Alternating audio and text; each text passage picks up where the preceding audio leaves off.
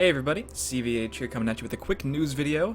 As you can see, I am on Reddit right now, and we just got two nerfs to very popular cards announced today that will be going into effect within the next 48 hours. So I'll just go over this really quickly if you haven't already seen the changes, and then give you my opinions on what was changed, and if it's a good change, if they're bad changes, etc.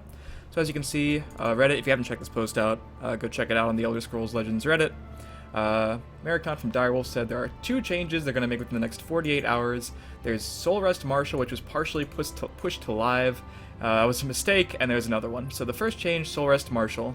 Both these cards are very popular in the Archer mid-range decks, as you guys will probably know. Soulrest Marshal now reduces the cost of the next card you play by 5 instead of 6. So they give the reason there, and then the other change is Murkwater Savage to 3 cost. And then they go on about how they don't take it lightly, and just in case you don't know, they will be granting you 80 soul gems, and they also say we will have a special full value sellback feature for such situations in the future. But for this case, getting 80 soul gems for those, that's fine, and then you could disenchant them for 20, which means you basically get a full refund if you want, or if you don't, you get the 80, and then you get to keep the cards you already have. So, with that being said, let me get this Reddit post off of the screen, and we can discuss what I actually think of these changes. There's good old Soulrest Marshal, which is still the old version. As you can see, it says the next card costs 6 less. I used to only work on creatures, but I believe now with this patch they're also fixing it so it can work on, say, a Piercing Javelin, since it's an action that costs 5.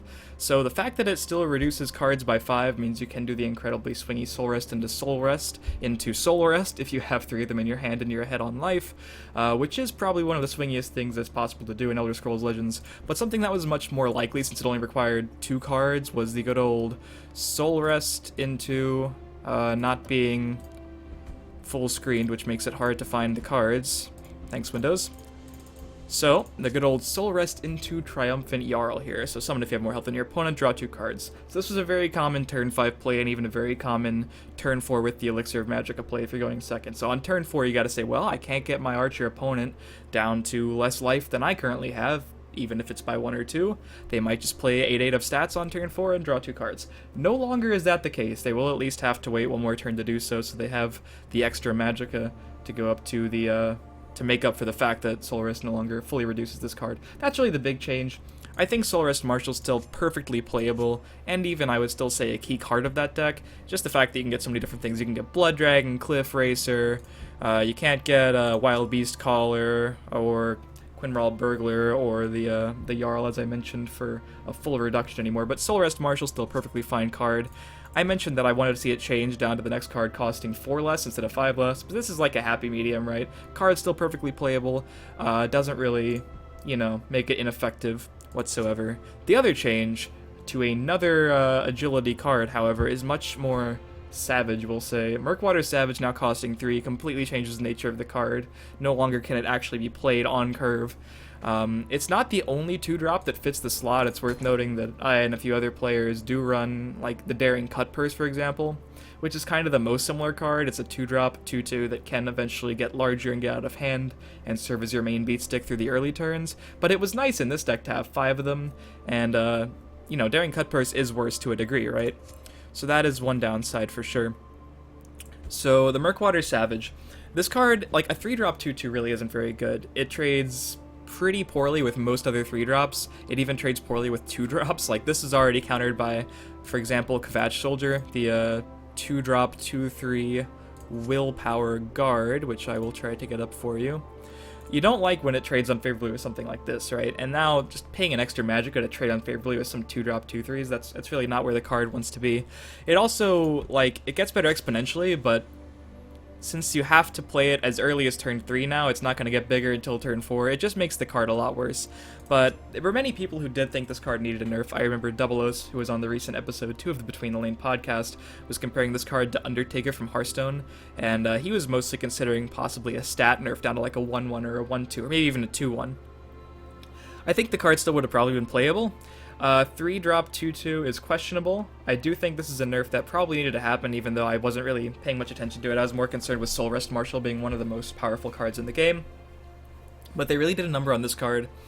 But as I did come to terms with, this is kind of one of those cards where if you're playing green, you're probably just slamming 3 of these. It's very rare to play a deck with agility that doesn't want to play 3 Murkwater Savage, because you don't even need to have like a vast majority of agility cards in your deck, even though a lot of them, like the Archer midrange, do. It's just a very, very good card that requires like either an immediate answer, like with the 2-3 Kvatch Shoulder, for example, or if you don't have an immediate answer, this card is probably going to eat a Piercing Javelin on turn 5, waste your opponent's whole 5th turn for your 2-drop, or it's going to require a Silence, and not having either one of those means this card could just run away with the game. So cards like this are pretty dangerous. Like, what was I going to say? The Daring Cutpurse, for example, has a very static amount of growth, and you always have to hit your opponent. You can just sort of save your Murkwater Savage, you can take favorable trades with other creatures, which makes it much better. You don't have to hit face with it. You can just, I'll play another green dude, I'll hit their tinier dude, it'll keep getting bigger until eventually it can start pushing for massive amounts of damage. Cutpurse always has to go face, which means not only do you run the risk of runes and prophecies, but it's countered by guard, it only gains +1/+1 a turn, it's very common, especially with the Soulrest Marshals going off as numerous as they can, for Murkwater Savage to gain 3 and 4 attack and health in a single turn. So I do think putting this at 3, it messes with the card a lot, but I think it's still a change that we would have needed to see sooner or later, to a degree. And obviously right now we have like limited amount of 2-drops, so maybe decks will start playing more Cutpurses, maybe Goblin Skulk and some 0-drops to switch things up a bit. I doubt the Footpad, but it's here, so let's just, you know, put the Footpad up there. But this is another thing that I think we're going to be upset about a little bit now for some players, but in the future, of course, we're going to see more cards being released, which means more agility cards, which means more 2-drops, which means more potential things to play in the slot that used to be given to the Murkwater Savage. So all in all, I like the changes. Only really messed with one deck, but I think if you asked most players objectively what the best deck was at the given time, I would probably have given it to Archer midrange. Now it's very close, if it even is like the top deck, and it definitely needs to see some changes with these, especially the Murkwater Savage not being particularly good anymore. I think it's still probably high tier 2 to tier 1, so it's good to see nerfs that don't completely negatively impact the deck. It's still totally playable in my opinion, but definitely shakes things up a little bit.